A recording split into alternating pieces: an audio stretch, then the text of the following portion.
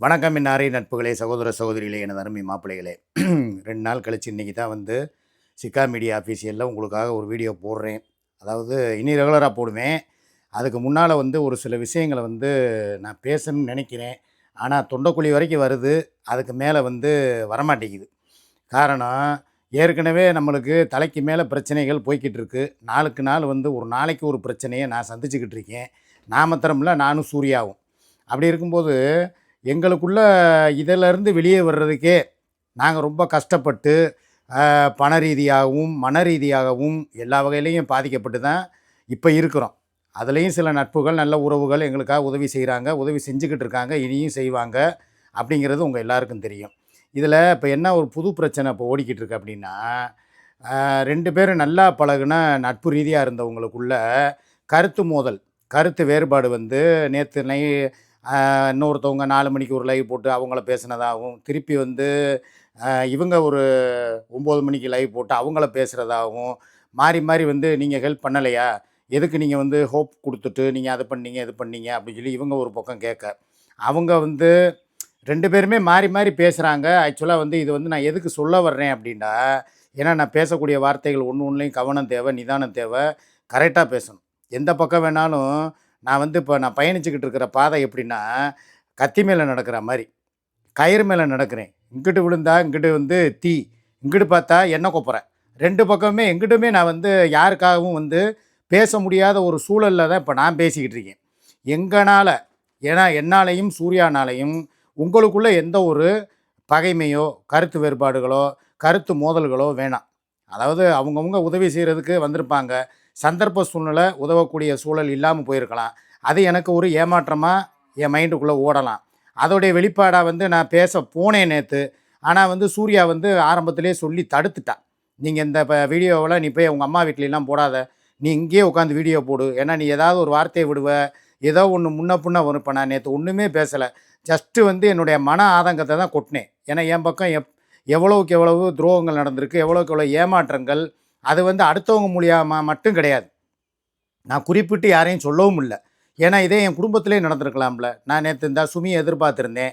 நான் காவல் நிலையத்தில் இருக்கும்போது, சரி சுமி வந்திருப்பாங்க, கட்டின பொண்டாட்டி தானே, 23 வருஷம் வாழ்க்கை நடத்தினவங்க, 3 பிள்ளைய பெற்றவங்க, ஸ்டேஷன் வரைக்கும் வந்து என்ன ஏதுன்னு சொல்லி பார்த்துருக்கலாம். இப்போ வெளியூர் இல்லை கோயம்புத்தூர் இல்லை வேறு ஏதாவது சென்னை இந்த மாதிரி இருந்தால் கூட வர முடியாது.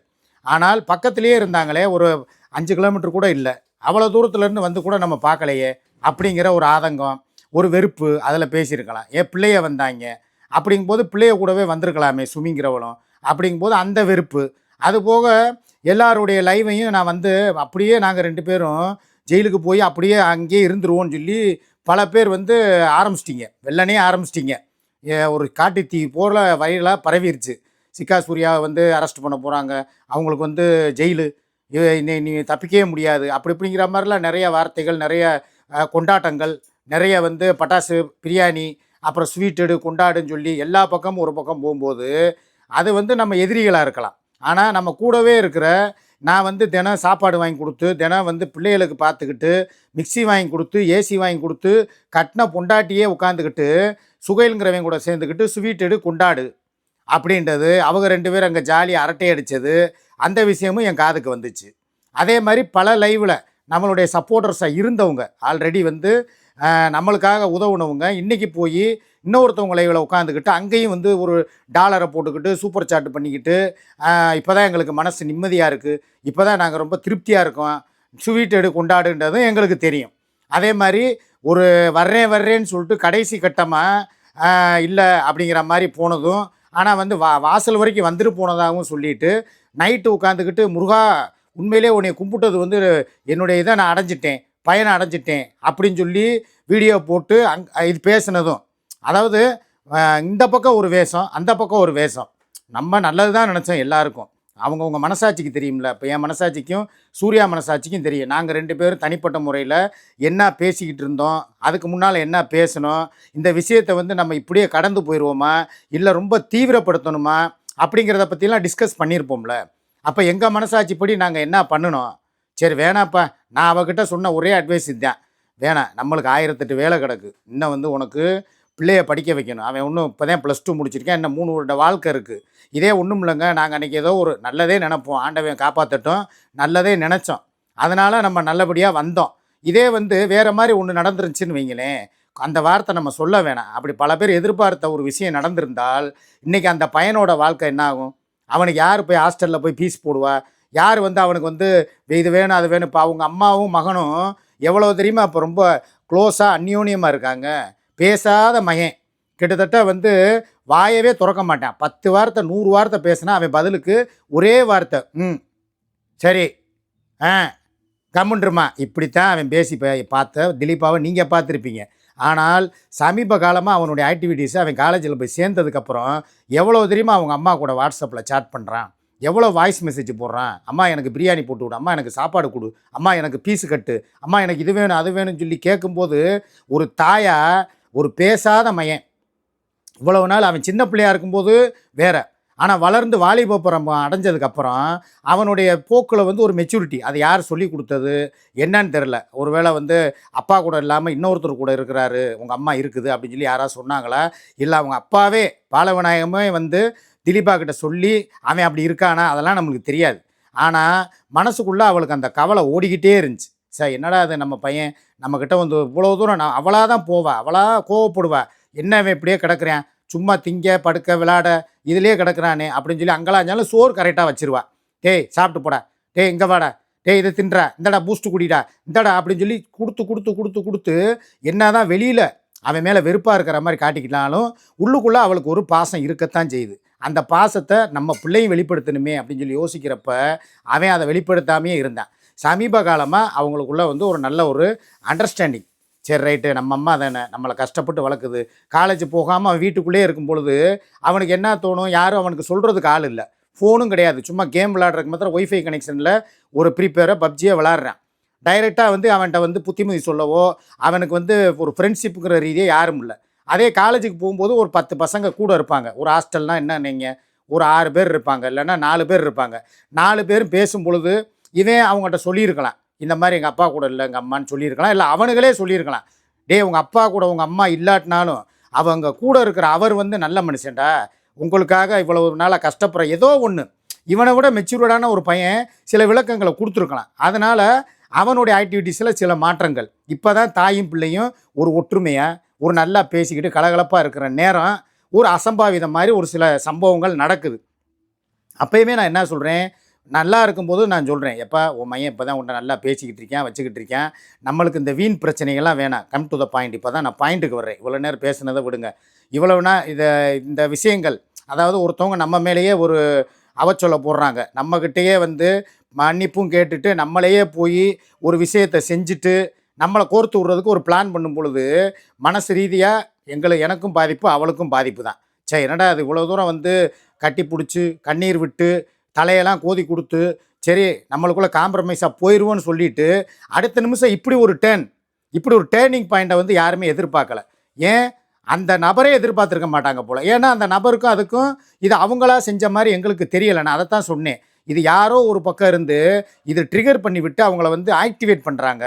அந்த பொண்ணு ஒரு பொம்மை மாதிரி, அந்த பொண்ணுக்கு ஒரு நூலை கட்டி விட்டு அதை இங்கிட்டு திருப்பு அதை செய்ய வைக்கிறது வேற ஆள். அது யாருங்கிறது நம்மளுக்கு தெரியாது. ஆண்டவன் நிறைய மனசாட்சிப்படி நான் பேசுகிறேன். யார் அதை வந்து அந்த அம்மாவா இல்லை அந்த தம்பியா இல்லை அந்த கிழவியா, யாரோ ஒரு பக்கம் எங்கிட்டோ இருந்து பற்ற வச்ச தீ ஒரு பத்திக்கிட்டு எரியுது. அது வந்து நல்லா கண்கூட தெரியுது. இல்லை அவங்களே அதனுடைய சொந்த முடிவா அப்படிங்கிறது யாருக்கும் தெரியாது. இது எந்த பக்கம் யாரால் செய்யப்பட்ட சூழ்ச்சி, யார் பின்னப்பட்ட அந்த சூழ்ச்சி வளங்கிறதுக்கு நம்மளுக்கு தெரியாது. ஆனால் நான் வந்து சூர்யா கிட்ட சொன்ன ஒரே விஷயம், இன்னும் என்ன நடந்தாலும் நம்ம வந்து இதை வந்து சிவியராக போவேணாப்பா, இதோட அந்த இதை முடிச்சுட்டு நமக்கு அடுத்தடுத்து, ஏன்னா ஒரு தடவை போய் அதனால் வர்ற வலிகள் வேதனைகள், நீங்களாவது ரிமாண்டு வரைக்கும் போகலை, வாசலோடு அங்கேயே வந்து முடிச்சு விட்டுட்டு உங்களை நீங்கள் வீட்டுக்கு போயிட்டீங்க. அதே மாதிரி நாங்களும் வீட்டுக்கு வந்துட்டோம். அது ஃபர்தராக வந்து நாங்கள் என்ன சொன்னோம், நீங்கள் எங்களை பேசக்கூடாது 24ஆம் தேதி வரைக்கும் ஒரு கெடு அப்படின்னு சொல்லி தான் நம்ம வச்சுருந்தோம். அதோட ரைட்டு. அதுக்கப்புறம் அதை வந்து மேற்கொண்டு நம்ம கொண்டு போகலை. அப்போ ஆனால் எங்களுக்கு ஏற்பட்ட வலி அதை விட 100 மடங்கு அதிகம். அது உங்கள் எல்லாருக்குமே தெரியும். அதை நீங்கள் பார்த்தவங்க பார்க்காதவங்க எல்லாருக்குமே தெரியும். இதனால் நான் என்ன சொல்ல வர்றேன்னா, ஏன்னா இந்த இடத்துல உட்காந்து நான் எதுவும் பேச முடியாது. ஏதாவது ஒன்று பேசுனா உச்சுன்னுக்கிட்டே இருக்கிறேன். நான் நார்மலாக தானே சொல்கிறேன். இதில் ஏதாவது எதுக்கு நான் என்ன சொல்கிறேன், நம்மனால ஒரு 2 பேர் வந்து மனக்கசப்பாகி அவங்களுக்குள்ள அந்த போராட்டம் வேணாம்.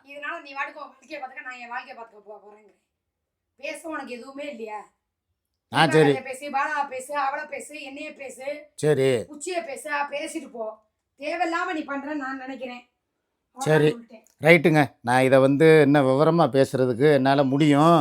ஆனால் இப்போதைக்கு இங்கே பேசுகிறதுக்கு எனக்கு கொஞ்சம் விஷயத்தை பேச உனக்கு ரைட்ஸே கிடையாது. சரி சம்மந்தமே கிடையாது. முதல்ல ஏன் சம்மந்தம் இல்லாமல் என் பேரையும் போட்டு நானும் வந்தேன். நான் என்ன சொல்றேன்னா, சம்மந்தம் இல்லைன்னு சொல்கிறீங்களே கூட பரவாயில்ல, கொஞ்சம் என்ன நிம்மதியா இருக்க முடியா? நீங்க கூட வீட்டில் இருக்கு, நான் கூட 4 நாளைக்கு எங்கிட்ட போயிட்டு வரேன். இல்லை போகிறதெல்லாம் என்னையும் சேர்த்து தான் கூப்பிட்டு போவாளாம். கடைசியில் இந்த விஷயத்தை பேசுகிறதுக்கு ஏங்க நான் என்னங்க சொன்னேன்? ஏங்க நான் என்ன சொன்னேங்க? ஏங்க இந்த பிரச்சனையை எல்லோரும் விட்டுட்டு அவங்கவுங்க வேலையை பாருங்கன்னு தானேங்க சொல்லிக்கிட்டு இருக்கேன். இல்லை வேறு ஏதாவது இதில் எதுவும் நான் வில்லங்கமாக எதுவும் பேசியிருக்கேன்னா கொஞ்சம் யோசிச்சு பாருங்கள். அவங்கவுங்க வேலையை பாருங்கங்க. எல்லாருக்கும் வாழ்க்கை இருக்குது. எதிரிகளுக்கும் வாழ்க்கை இருக்குது, துரோகிகளுக்கும் வாழ்க்கை இருக்குது, நல்லவங்களுக்கும் வாழ்க்கை இருக்குது, கெட்டவங்களுக்கும் வாழ்க்கையை கொடுத்துருக்காரு ஆண்டவேன்னு தானே சொல்கிறேன். இதில் என்ன இருக்குது? பகைமே வேணாம், எல்லோரும் ஒற்றுமையாக போங்கன்னு சொல்கிறது ஒரு குத்தமாக? இவங்க பேசுகிறதே நியாயம்னு பேசக்கூடாது. இப்போ இந்த பார்த்தீங்களா ஒரு வார்த்தையை விட்டா, இதில் வந்து உனக்கு என்ன சம்மந்தம் இருக்குது அப்படின்னு சொல்லி ஒரு வார்த்தை கேட்டா பார்த்தீங்களா? சம்மந்தம் இல்லாமல் உன் கூட நானும் கடைசி வரைக்கும் கூட வந்து குத்த வச்சு உட்காடுறேன் எங்கேனாலும். சம்மந்தம் இல்லாட்டினா என்னை எதுக்கு இங்கே கூப்பிட்றீங்க நான் கேட்கலாம்ல. யாருனால யார் பேசி எதனால் சம்மந்தம் ஏற்படுதுங்கிறதெல்லாம் மறந்துடுறது. நான் ஏதோ ஒன்று பேசுனா நியாயமாக எல்லோரும் நல்லா இருக்கணுங்க. யாரும் பகைமையை உருவாக்கிக்கிறாதீங்க, சந்தோஷமாக இருங்கன்னு சொல்கிறது ஒரு தப்பா? எங்கனால யாரும் உங்கள் நட்பை பிரிச்சுக்கிறாதீங்க, உங்களுடைய உறவுகளை பகைச்சிக்கிறாதீங்க, நீங்கள் ஒற்றுமையாக இருங்கன்னு சொல்கிறது ஒரு குத்தமா? ஏன்னா பேசுகிறதுக்கெல்லாம் வந்து குத்தம் கண்டுபிடிச்சா அப்புறம் பேசுகிறதுக்குன்னு வாழ்க்கையில் பேச்சு சுதந்திரம் இல்லையா? நான் என்ன தப்பாக சொல்லிட்டேனா? எல்லாருக்கிட்டையும் பகைமை வேணாம், எல்லாருமே சமரசமாக பொங்குங்கிற ஒரு கருத்து தானே எனக்குள்ளே இருக்குது. அதை சொன்னால் இவ எதுக்கு பொங்கணும் நான் கேட்குறேன். இதுதான் என் கேரக்டரு. இப்போ எனக்காக நேற்று எவ்வளவோ பேர் வந்தீங்க, அண்ணே 2 நாள் லைவ் வரல அப்படின்னு சொல்லி எத்தனை பேர் கண்ணீர் விட்டவங்க எவ்வளோ பேர், எம்புட்டு பேர் எனக்காக வந்து நேற்று கமெண்ட் பண்ணீங்க, எவ்வளோ சூப்பர் சாட் பண்ணீங்க. இதெல்லாம் எப்படி? இதே நீ தான் லைவ் வந்த, நீ தான் மத்தியானத்துலேருந்து லைவ் போட்டுக்கிட்டு தான் இருக்க. காலையில் ஐர மீன் அது இதுன்னு வீடியோ போட்ட. யாராவது உனக்கு வந்து இந்த அளவுக்கு என் மேலே வச்ச அளவுக்கு பாசமோ ஒரு அன்போ ஒரு இதோ அக்கறையோ உனக்கு காட்டினாங்களே? உனக்கு 10 பேர் காட்டினாங்கன்னா என் மேலே 1000 பேர் அக்கறை காட்டினாங்க. காரணம் என்ன? இதுதான் என் கேரக்டரு. அண்ணன் என்ன தான் இருந்தாலும் சரி தான், அவர் கரெக்டாக இருப்பார். அவர் விஷயத்தில் என்ன தான் ஒரு பிரச்சனைனாலும் அண்ணனுக்கு சேர்ந்தே வருதே. பாவம் அந்த மனுஷன் என்ன பண்ணுவார்? ஏற்கனவே உடம்பெல்லாம் வந்து சுகரு அது இதுன்னு சொல்லி உடம்பெல்லாம் வியாதியாக இருக்குது.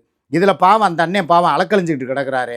2 நாள் அவர் இல்லாமல் நம்ம எவ்வளோ ஒரு வீடியோ இல்லாமையும் லைவ் இல்லாமையும் வீட்டில் ஒரு மனுஷனை இழந்தா மாதிரி நம்ம எவ்வளோ கஷ்டப்பட்டோன்னு சொல்லி அந்த பிள்ளைகளுக்கு தெரியுது. இவன் ஒரே வாரத்தில் பார்த்தீங்களா நறுக்குன்னு முடிச்சுட்டு போயிட்டாளா? எனக்கு அந்த வார்த்தை இப்போ எப்படி தெரியுமா சுருக்குன்னு குத்துது. உனக்கு இதுக்கு என்ன சம்பந்தம்னு கேட்குறா. எப்படி இந்த வார்த்தை இவன் கேட்க முடியுது? சம்பந்தம் இல்லாமன்னா அப்போ என்னைய எல்லா விஷயத்திலும் இப்போ நேத்தா எப்போ கோயம்புத்தூர்லேருந்து மதுரையிலேருந்து ஒவ்வொரு ஊருக்கும் உன் பின்னாலேயே தானே நானும் வர்றேன். எல்லாத்துக்கும் என்னையும் தானே உள்ள பின்னால் போடுறாங்க ஜாயிண்ட்டு. அப்போ அதுக்கு என்ன அர்த்தம்? பேசுகிறது ஒரு நிமிஷத்தில் பேசிட்டு போயிடலாங்க. அதோட வலி வேதனை இப்போ எனக்கு இந்த சுருக்குன்னு குத்துது. எவ்வளோ ஒரு அசால்ட்டாக ஒரே வார்த்தையில் உனக்கு என்ன, நீ உனக்கு இதுக்கு என்ன சம்மந்தம்னா அப்புறம் நான் பேசாமல் யார் பேசுவா? நான் உன்னை சொல்கிறத கேட்கணும். சரி நான் கேட்டேன், சரி இப்படி ஆகிப்போச்சு, சரி ரைட்டு, அதுக்கு தகுந்த சொல்யூஷனையும் நான் சொல்கிறேன்ட்டேனால சரி ரைட்டு விடுப்பா. அவங்க முதுகில் குத்துறவங்க குத்துவாங்க. இதனால் பின்னணியில் வந்து என்ன நடந்திருக்குமோ நம்மளுக்கு தெரியாது. நம்ம என்ன பண்ணுவோம்? மன்னிப்போம், மறப்போம், அடுத்த கட்டத்துக்கு போவோம்னு தானே நான் சொல்கிறேன். இதில் ஏதாவது தப்பு இருக்கா? ஏன் இதை சொல்கிறதுக்கு உன் கூட இருக்கேன், என் வருமானம் வேணும், என் நான் கொடுக்குற காசு வேணும், நாங்கள் வாங்கி கொடுக்குற கரிமீன் வேணும், உன் பிள்ளை படிப்புக்கு நான் பார்க்கணும், எல்லா வகையிலையும் நான் உனக்கு உதவியாக இருக்கணும், உன்னை காரில் எங்கேயாவது கூட்டு போகணுன்னா போகணும், வரணும்னா வரணும், எல்லாத்துக்கும் நான் தேவை. ஆனால் நான் ஒரு கருத்து சொன்னால் உனக்கு இதுக்கு என்ன சம்பந்தம் அப்படின்னு சொல்லி கேட்கலாமா? இதனால தான் மக்களுக்கு வந்து உன்னைய இன்னமும் வந்து உன்னை அந்த லெவல்லே வச்சுருக்காங்க. என்னன்னாலும் வந்து சரி ஒரு பெரிய மனுஷன் சொல்கிறாரே, கூட இருக்கிறவர் சொல்கிறாரேன்னு சொல்லி ஏற்றுக்கிற பக்குவம் வேணும். அது இல்லாதவளை வச்சுக்கிட்டு நம்ம என்ன பண்ண முடியும்? இதுதான் ஒரு பழமொழி சொல்லுவாங்களே அந்த மாதிரி. அதை சொல்ல விரும்பலை, எல்லா பெண்களுக்கும் இல்லை, சில பெண்களுக்கு சொல்கிறேன். பெண் புத்தி பின் புத்தின்னு சொல்லி ஒரு இது இருக்குது. அது எதுக்காக சொன்னாங்கன்னா இந்த மாதிரி பெண்களுக்கு, புரியுதா? அதனால் நான் என்ன சொல்கிறேன், இந்த விஷயத்தை வந்து நான் தொடர்ந்து பேசுகிறதுக்கு எனக்கே வந்து இதாக இருக்குது. ஏன்னா இவன் சொல்லிட்டு போனதுக்கப்புறம் நான் பேசினேன், நாளைக்கு ஏதாவது ஒன்றுனா என்னையே தான் சொல்லுவா, நீ சும்மா இருக்காமல் எதுக்கு அப்படின்பா. நான் எல்லாருக்கும் நல்லது தான் சொல்கிறேன். யாராலையும் யாருக்கும் பகைமை வேணாம், எல்லாரும் சந்தோஷமாக இருங்க, யாரும் யாரையும் பகைச்சிக்கிறவும் வேணாம், ஒற்றுமையாக இருங்க. ஒரு விஷயம் வந்துச்சுன்னா அதுக்கு அடுத்த கட்டத்துக்கு போகாமல் அதோடு அதுக்கு முடிக்கிறதுக்கு உண்டான வழியை பாருங்கள். எல்லாரும் நல்லா இருக்கட்டும். யாரும் அவங்கவுங்களுக்குன்னு ஒரு சேனல் இருக்குது, அவங்கவுங்க வீடியோ போடுறாங்க, அவங்கவுங்க கருத்தை சொல்கிறாங்க, விமர்சனங்கள் வைக்கத்தான் செய்வாங்க. அதுக்கு நம்ம பதில் சொல்லித்தான் ஆகணும். இதோட முடிச்சிருங்க. அதுக்கு மீறி வளர்த்துக்கிட்டே போனால் அது அடுத்த கட்ட பிரச்சனைக்குள்ளே கொண்டு போய் நிப்பாட்டும். அதனால் வேணாம். நம்மளால் ஒரு பிரச்சனை யாருக்கும் வேணாங்கிறது தான் என் சைட்லேருந்து நான் சொல்லக்கூடிய ஒரே விஷயம். எங்களை பற்றியோ இனிமேல் எங்களை பற்றின உண்டான கருத்துக்களையோ யார் நீங்கள் பெரியாளா நான் பெரியாளா அந்த மாதிரி ஒரு போட்டி இதெல்லாம் வேணவே வேணாம். எல்லாரும் அவங்கவுங்களுக்குன்னு சொல்லி ஒரு இது இருக்குது, அது என்ன சொல்லுவாங்க, டிக்னிட்டி இருக்குது. அவங்கவுங்களுக்கும் சொல்லி ஒரு ஒரு ஒரு ராயல்ட்டி ஏதோ ஒன்று சொல்லலாம், ஏதோ ஒரு டீ இருக்குது. அப்படி வச்சுக்கிட்டு அவங்கவுங்க இதை பாருங்கள். அவங்கவுங்க வீடியோ போடுறீங்களா, உங்களுக்கு வர்ற ரசிகர்களை மகிழ்விக்கிற மாதிரி. இப்போ நான் இருக்கேன்னா என்னால் என்ன என்டர்டெயின்மெண்ட் கொடுக்க முடியுமோ அதை நான் கொடுக்குறேன். நீங்கள் வர்றீங்களா, உங்களால் என்ன பாட முடியுமா, உங்களால் எதுவும் ஆக்டிங் பண்ணுறீங்களா, இல்லை காமெடி பண்ணுறீங்களா, பண்ணுங்கள். உங்களுக்குன்னு ரசிகர்கள் தனிப்பட்ட இருக்காங்க. உங்கள் ரசிகர்கள் எங்கிட்ட வரமாட்டாங்க, என் ரசிகர்கள் உங்கள்கிட்ட வரமாட்டாங்க. ஆனால் பொதுவாக என் ரசிகர்கள் எல்லார் பக்கம் போய் பார்ப்பாங்க, அது தெரியும். ஆனால் உங்கள்கிட்ட இருக்கிறவங்க, உங்களுக்குன்னு இருக்கிறவங்க என் பக்கம் கமெண்ட்டாக போடுறதோ எதுவும் கிடையாது. அதுதான் உண்மை. எல்லோரும் பார்த்தவங்க எல்லாருக்கும் தெரியும். 2-3 நாளாக நான் லைவ் வரலையா, அடுத்த லைவில் போய் என்ன ஆகுது, அண்ணன் இருக்காரா, இல்லை உள்ளே போயிட்டாரா, இல்லை வெளியே வருவாரா வரமாட்டாரா, அண்ணனுடைய அப்டேட் என்னங்கிறதுக்காக எல்லோரும் வருவாங்க. அதே மாதிரி உங்கள் சைட்லேருந்து இப்போ நான் வீடியோ போட்டிருக்கேன்னா இதை உங்கள்கிட்ட 1க்கு 10 திருச்சி சொல்கிறதுக்கும் சில பேர் வருவாங்க. அதனால் எதையும் நம்பாதீங்க. நான் சொல்கிறது தான் ஓப்பன் ஸ்டேட்மெண்ட்டு. உங்களுடைய வேலைகள் மக்களை மகிழ்விக்கிறது. ஒரு யூடியூப் சேனல் வச்சுருக்கீங்களா, நல்ல வீடியோ போடுங்க, குக்கிங் போடுங்க, விலாக் போடுங்க, காமெடி பண்ணுங்கள், பாடுங்க, ஆடுங்க, கொண்டாடுங்க. யூடியூப்பை நல்ல ஒரு வலைதளமாக இனி நான் பயன்படுத்த போகிறேன். இது வரைக்கும் கூட நான் சில வார்த்தைகளை விட்டதை கூட சில பேர் சொன்னாங்கண்ணே, நீங்கள் இந்த கெட்ட வார்த்தையில் இந்த பேடு கமெண்ட் போடுறவங்கள ஒரு 2 எழுத்து சொல்லி நீங்கள் பேசுகிறீங்களா, அதை நிப்பாட்டிருங்கண்ணே, போதும்ண்ணே. அதுக்கப்புறம் நீங்கள் மற்றபடி உங்கள்கிட்ட எந்த ஒரு ஆபாசமான பேச்சுக்களோ ஒரு அறிவுக்கு பேச்சுக்களோ கூட இருக்காதுண்ணே, எங்களுக்கு தெரியும்ண்ணே, அதை நீங்கள் ஃபாலோ பண்ணிட்டு போங்கண்ணேன்னு சொல்லியிருக்கீங்க. அதை நான் ஃபாலோ பண்ணுறேன். ஏன்னா ஒரு சில விஷயங்களில் நம்ம அடிபடுவோம், அதில் நம்ம ஒரு பாடம் கற்றுக்குருவோம். அந்த வகையில் இந்த விஷயத்தில் நான் ஒரு பாடம் கற்றுக்கிட்டேன். பெண்களை எப்பயுமே எங்கே வைக்கணுமோ உயர்வான இடம் அவங்களுக்குன்னு இருக்குது. ஒரு தாய் இல்லைன்னா நான் இல்லை. அப்படிங்கும்போது என்னை பெற்றது ஒரு தாய் தான். அதே மாதிரி தான் பெண்கள் எல்லாரையுமே நான் ஒரு மதிக்க கற்றுக்கிடக்கூடிய ஒரு மனுஷனாக மாறிட்டேன். ஆல்ரெடி எனக்கு என் தங்கைகளை பூரா அந்த மரியாதை கொடுக்க போய் தான் அவங்க என்னை அண்ணனாக போட்டுடுறாங்க. அதே மரியாதையை இனி என் எதிரிகளுக்கும் என்னையை பற்றி அவதூறு பரப்புகிறவங்களுக்கு பேசுகிறவங்களுக்கும் நான் கொடுப்பேன். யாரையும் ஒரு தவறான ஒரு கண்ணோட்டத்தில் பேசுகிறதோ இல்லை அவதூறு பரப்புகிறதோ நான் வைக்கவே மாட்டேன். இது என் தாய் மேலே என் பப்பு மேலே சத்தியம். இது இப்போ எடுக்கிற உறுதிமொழி தான். இனி யாரை பற்றியுமே ஏதோ ஒன்று நம்மளுக்கு எதிராக பேசுகிறாங்களா, பேசிட்டு போட்டும்ட்டு கடந்து போகிறேன். இதுதான் இப்போ இன்றைக்கி நான் எடுத்திருக்கிற ஒரு முடிவு. யாரை பற்றியும் தரக்குறைவாகவோ எந்த வார்த்தையும் என் வாயிலிருந்து எப்போவுமே வராது. இப்போ வரைக்கும் வந்தது கிடையாது, இனிமேலும் வராது. அப்படி தவறுதலாக ஏதாவது என் வாயிலிருந்து வார்த்தைகள் யாரை பற்றி வந்திருந்தாலும் அதற்கும் நான் ஒரு பெரிய மன்னிப்பை கேட்டுக்கிறேன். இனிமேல் என்னுடைய வழி நான் மக்களை மகிழ்விக்கும் ஒரு நல்ல கலைஞனாக மட்டுமே இருப்பேனே தவிர வேறு என் வாயிலிருந்து எந்த ஒரு வார்த்தைகளும் வராது. நான் ஒரு நல்ல ஒரு என்டர்டெய்னராக இருப்பேன். காயப்படுத்துகிறவனாக இருக்க மாட்டேன், கலைஞனாக இருப்பேன். காயப்படுத்துகிறவனாக இருக்க மாட்டேன். இதை உறுதியாக சொல்லிக்கிறேன். அடுத்தடுத்து எனக்கு வேலை இருக்குது, நான் சொல்கிறேன் உங்களுக்கு, சரிங்களா? 6 மணி லைவு எப்பயும் போல வருவேன். மத்தியான வீடியோ இன்றைக்கி வர்றதுக்கு வாய்ப்பு கம்மி. நான் வெளியே ஒரு இடத்துக்கு கிளம்பிட்டேன். 6 மணி லைவில் உங்களை மீண்டும் சந்திக்கிறேன். ரொம்ப நன்றி. ஆதரவு கொடுக்க போகிற அனைவருக்கும் நன்றி. உங்கள் ஆதரவோடு என்றைக்குமே உங்கள் அண்ணன், உங்கள் மாமா உங்களுக்காகவே இருப்பேன். சரியா? Take care. பாய்.